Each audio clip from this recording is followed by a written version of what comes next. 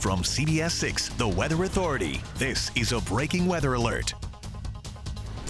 Good evening and thanks for joining us tonight. I'm Tracy Sears. Our Jake Burns is standing by outside as we bring you the very latest on the snowstorm that is just beginning to impact our area.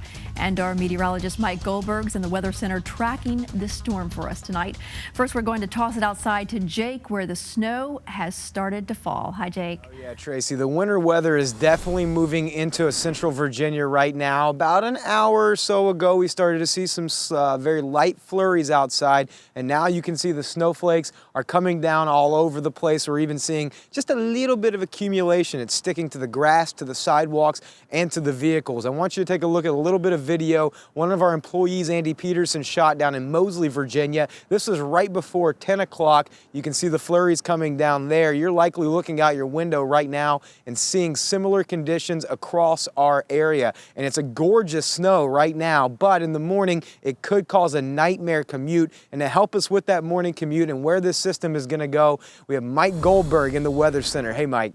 Hey there, Jake. You're right. Just a fine light snow now because the atmosphere is still relatively dry, but we're moistening that up. And as that happens, the snow becomes steadier and a bit more moderate overnight tonight with some accumulation for the morning commute that could make travel rather tough. It's 21 degrees in town right now, 21 in Louisa, 24 in Farmville, 24 out in West Point. These temperatures are going to remain steady and actually come up a little bit overnight. There's the radar. A lot of snow showing up on the radar, but some of this is evaporating before reaching the ground. But we have seen flurries and light snow in the metro area, steadier snow that you saw out there towards Moseley and to the west. And this will increase in coverage and intensity overnight tonight as the storm system is coming in from the west. Steady snow in West Virginia, eastern portions of Kentucky as well. Winter weather advisories in effect for the metro area, all counties in blue. So along and east of I-95, several inches of snow could accumulate before we see a changeover to sleet, freezing rain, and then rain during the afternoon tomorrow. More snow and sleet, 4 inches or more likely off to the west in the counties in pink here. Louisa down through Goochland, Powhatan, and out towards Charlottesville and the I-81 corridor. So overnight, the snow picks up. Temperatures remain in the lower 20s, and during the morning tomorrow, a steady snow that becomes a mix from south to north by midday. Notice our temperature creeping up, but still staying below the freezing mark. So in the metro, we expect a pretty steady snow up until about 10 a.m. We'll see a mix with some sleet. Then it will change over to freezing rain around midday. We could have a couple of hours of freezing rain that could put down a coating of ice on top of the snow. And finally, by evening, I think temperatures will inch above the freezing mark, and we'll just see some rain tomorrow night into Tuesday. We'll spell it out for you how much snow to expect in your neighborhood, and more on the timetable coming up in just a little while. All right, thanks, Mike. Well, this past week, our area dealt with some extremely cold temperatures that caused wet roads to freeze, creating a dangerous situation for drivers. CBS 6 learned the roads were not pre-treated because of the rain. But as our Brendan King reports, this time around, VDOT says the roads are prepped for the snow and ice. We are in the calm before the storm. Right now, the roads are dry, but that will soon change. VDOT says as we speak, they are out on the roads pre-treating them ahead of the storm. They say it's all in preparation for the worst case scenario. Mimi Shumet is just one of many who still has to work Monday in Richmond, even though it's a national holiday. I have to get there no matter what, even if I'm the only person there. Bad news for Shumet and others who have to get out on roads President's Day. They'll be battling some messy conditions too. I have to work and everything, and at times bosses can be like they don't care. They want you to come to work anyway. Last time we had a snowstorm, we were still open. This is what Central Virginia roads looked like during our last big winter storm in January. Covered in packed snow and a dangerous commute for drivers. It's going to be treacherous travel conditions tomorrow. VDOT spokesperson Lindsay LeGrand says while snow accumulation isn't expected to match our last winter storm, their crews have been pre-treating since Friday with salt, sand, and brine, focusing mostly on major roads and overpasses that often freeze first. Stay off the roads if you can. That's the message right now. LeGrand says even though they are ahead of the storm, drivers aren't out of the woods yet. We want drivers to be very careful during the day tomorrow. We're experiencing some different types of precipitation, but that doesn't necessarily mean that travel conditions won't be hazardous throughout the day. I hope that everybody drives safe and nobody gets in car accidents. So what about Richmond's roads? I reached out to the city's public works for their response on how they're treating the roads. I haven't heard back, but VDOT says they will continue to work through the storm to try to keep them safe. Working for you in Richmond, I'm Brendan King, CBS 6 News. Many schools across Central Virginia are closed tomorrow because of the snow. CBS 6 News has learned Chesterfield County schools will be closed tomorrow. Now, you may remember it was supposed to be a makeup day, but the district has decided to close.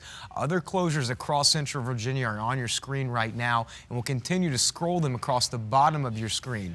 VCU, VUU, Virginia Union, Virginia State, and Reynolds Community Colleges are just some of the colleges in our area closed. For a complete list of closures, be sure to head to our website. That's WTVR.com. And CBS 6 This Morning is getting an early start tomorrow, so you'll have the very latest on the storm system, including weather-related closings. Nikki DeRay and Mike Stone will be covering the storm starting at 4 a.m., so be sure to tune in. Yeah, make sure you also download that CBS 6 Breaking News and Weather app for your Android, iPhone, and iPad. You can get the very latest information right there. Breaking news out of Dinwiddie County, where Sheriff's Office has announced a missing man has now been found dead. Yeah, and at this hour, officials say foul play is not suspected. Deputies tell CBS 6 47-year-old Michael Michalewis was found during search efforts this afternoon over on Frontage Road. His family says he was last seen Friday afternoon leaving his home. They told investigators he may have overdosed on prescription medication. New tonight at 11, Richmond police are investigating a fatal crash that shut down lanes on Warwick Road near Clarkson earlier this evening. This is a picture of that deadly crash. Police tell CBS 6 an SUV was traveling down Warwick Road when a sedan pulled out in front of the vehicle and the two cars collided. One person inside the sedan died at the scene. The other was transported to the hospital, we're told, with life-threatening injuries. The two passengers of the SUV have non-life-threatening injuries. We're learning new information about a 19-year-old Buckingham County football star who was killed in an officer-involved shooting. I traveled to Buckingham and spoke with his family and a few of his classmates who knew him best. This is crazy. We met some of Dyshawn Perkins' former teammates in the shadow of the field they say he loved. Perkins was an all-state offensive lineman at Buckingham County High School. Saturday, police say he attacked two sheriff's deputies and was shot and killed. A weird feeling just all over, and I was like, that can't be true. Just before 1 Saturday afternoon, state police are called to the Solo Mart in Scottsville. Employees say Perkins was going wild, knocking over shelves and products, and police say he attacked an elderly couple near here. According to state police, shortly after fleeing the Solo Mart, two Buckingham County Sheriff's deputies find Perkins at a home down this gravel drive on Penland Road in Buckingham. Investigators say the 19-year-old jumped through a plate glass window, knocking one of the deputies to the ground and starting to fight with him. That's when the deputies fired shots, and state police say Perkins died on the scene. You know, every time we go out on the field, you know, we always say family, you know, that's where we are. Cameron Gent says Perkins was a friend, a team leader, and a genuinely nice guy. The 19-year-old made good grades and was planning to go to college, according to his family, making the whole situation even more perplexing for Gent. He's not like that. You know, that wasn't him. Something was wrong. Something had to have been wrong, you know. I mean, if there was anything, you know, I would do it to, you know, have my friend here, but I mean. Now, the deputy who police say was attacked suffered minor injuries. The Perkins family says they're still trying to process this whole situation and are requesting privacy at this time. The death of U.S. Supreme Court Justice Antonin Scalia is sending shockwaves throughout the nation's capital. Yeah, and Republicans who control the Senate do not want President Obama to nominate a replacement in the final year in office, while Democrats accuse the GOP of playing politics. Mark Albert has the latest from Washington. Early Sunday morning, the body of Supreme Court Justice Antonin Scalia arrived at an El Paso funeral home. The flag out front is lowered to half-staff. President Obama paid tribute to the longest-serving member of the court. He will no doubt be remembered as one of the most consequential judges and thinkers to serve on the Supreme Court. Scalia was often seen as the keystone of the conservative 5-justice majority on the high court, which frequently split with the 4 more liberal justices. President Obama said he would nominate a replacement, setting up an epic battle with Republicans on the direction of the court. There is a long tradition that you don't do this in an election year. He can nominate someone. The Senate's not moving forward on it until after the election. Mitch McConnell, the Senate's top Republican, vowed to block any Obama appointment to the Supreme Court. until a new president is voted into office. Democrats lashed out. It is totally out of step with our history and our constitutional principles. It is beyond my comprehension, and it just speaks to the unbelievable level and unprecedented level of Republican obstructionism against Obama from day one. Funeral arrangements for Scalia have not yet been announced.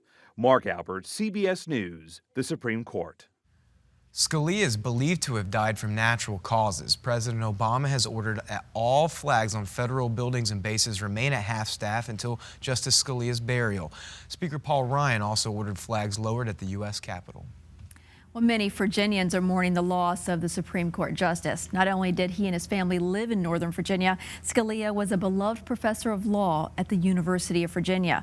While known for his consistent conservative values on the bench, Scalia was a friend to several other Supreme Court justices and had a very close friendship with Ruth Bader Ginsburg, who shared his love of the opera.